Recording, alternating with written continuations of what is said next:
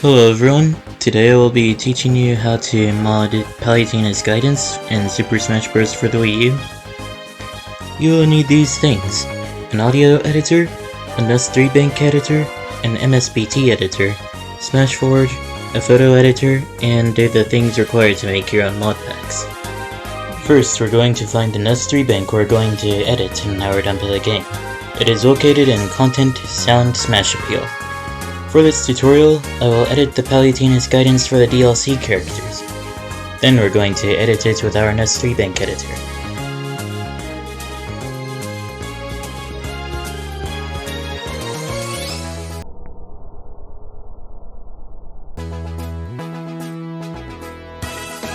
Once you got that done, save the NUS3 bank and then edit the melee.msbt file accordingly. The msbt containing the part of Palutena's Guidance we're working on should be the same number as it is in the name of the NUS3 bank we worked on earlier. Once you have edited the msbt file to your liking, save it and put it in Data, UI, Message in your modpack builder. Then build the modpack and put it on your SD card. After that, put the NUS3 bank in the modpack in the SD card, in the file path Content, Sound, Smash Appeal. Depending on the modpack builder, you may need to put the NUS3 bank in that same file path each time you load the modpack onto your SD card.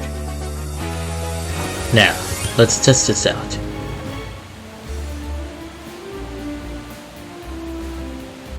Who is that? I have no data on this fighter.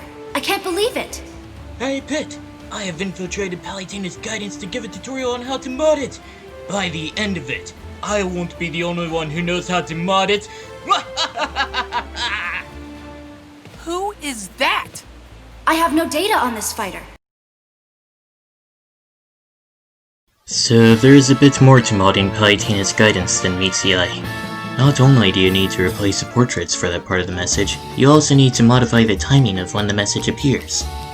We'll put in the portraits later. For now, we'll need to open the UI Smash Appeal AngelLand.bin file, which is found in param UI. Then remember the same number we've been working with in the NUS3 bank and in the msbt. In this case, it's 52. But it won't be 52 here. There are twice as many groups as there are in Palutena's Guidance. With that in mind, we'll go to group 104 and 103. All of the odd-numbered groups determine which part of the message certain portraits would come in, while all the even-numbered groups determine the timing of each of the messages.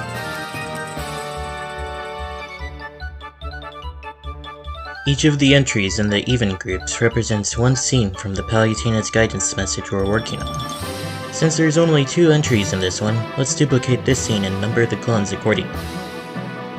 Next, you save the file and put it in param UI. Now, build the modpack like we did before. Make sure the NUS3 bank is in the right place on the SD card, and test it again.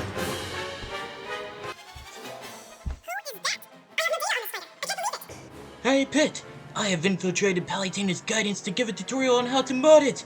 By the end of it. After a test of how the timing has changed since we added those entries, we arrive at the hardest part of the process. We will need to make changes to each of these 3 values in the scenes we're working on. It is always a good idea to start off by putting 200 as this variable, and then change it depending on if the next scene comes too early, too late, or even at all. Here's a list of how you should treat this process. After a bit of trial and error, the message should at least be timed almost to your liking, and you're ready to put in the portraits. I plan on putting custom portraits into the message, and I would need to find the right portraits to put it over.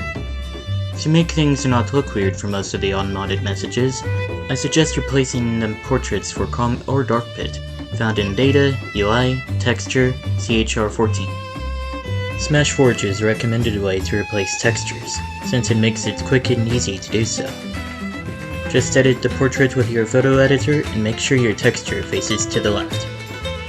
After you're done with that, save on the photo editor, import the edited file, and then save on Sm4sh. Then do this for the rest of your custom textures. You should also create a blank texture for reasons I'll explain later. Now let's go back to editing the UI Smash Appeal AngelLand.bin file. This time we'll go into the odd group of the message we're working on. These values show 3 possible placements for the portraits that appear during a certain scene of a message, which are showing right now. Input the name of the Sm4sh files that will be used according to where they're going to be placed. But whatever you do not make existing entries blank. If you make them blank, the file will crash and burn and you will have to restart this part of the process. If you want a position that was originally occupied to be blank, use a blank texture that we made earlier to fill that spot. Once you have all the portraits where you want them to be, save the file, put the modded textures in UI, texture CHR14, put it in param UI, build the mod pack, and don't forget to put in that NUS3 bank. Now let's give it one final test. Who is that? I have no data on this fighter. I can't believe it. Hey Pit, I have infiltrated Palutena's guidance to give a tutorial on how to mod it. By the end of it, I won't be the only one who knows how to mod it.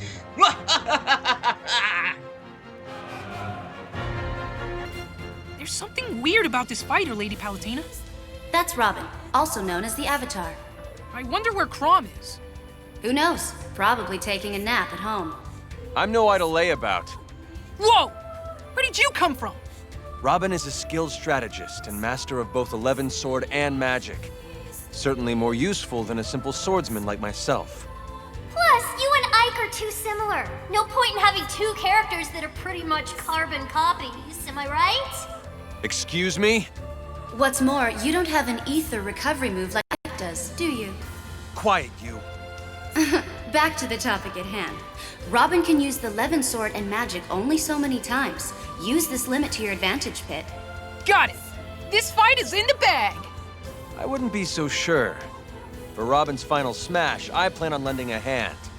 And then you'll taste the bitterness of defeat.